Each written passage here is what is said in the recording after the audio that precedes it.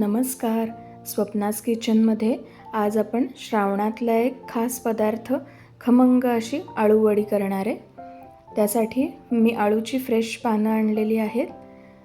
त्याचे देठ असे काढून शिरा काढून घ्यायच्या आणि लाटणं फिरवायचं उलट्या पानावर, म्हणजे शिरा थोड्याशा दबल्या जातात आणि आळूवडी करताना पान व्यवस्थित फोल्ड होतं. शिरा काढून पाने स्वच्छ धुवून घेऊन आपण ही प्रोसेस करायची. आता सारण बनवून घ्यायचं आहे. चणा डाळीचं पीठ घेतलं, बेसन, त्याच्यामध्ये थोडंसं मीठ, हळद, हिंग, लाल तिखट, गोडा मसाला, चिंचेचा कोळ आणि गूळ असं सगळं साहित्य घालून घ्यायचं. गरजेनुसार पाणी घालून एक छान पेस्ट तयार करायची. बघू शकता पेस्टची कन्सिस्टन्सी. आता पानं एकावर एक ठेवून हे मिश्रण आपल्याला लावून घ्यायचं आहे पानांवर. पान उलट्या दिशेने ठेवायचं.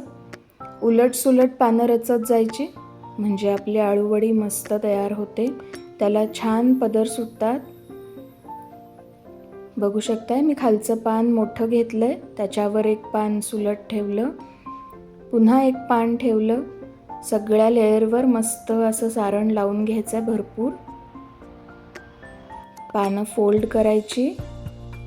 आपला हा एक रोल तयार झालेला आहे.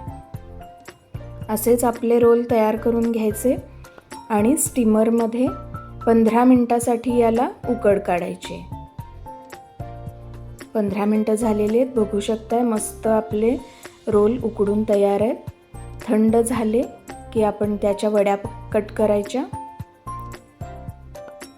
अगदी इझिली वड्या कट होतात. बघू शकताय मस्त लेयर सुटलेत.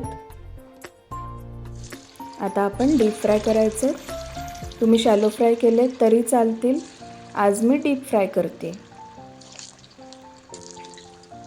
मस्त मंद आचेवर सगळ्या वड्या मस्त तळून घ्यायच्या आहेत.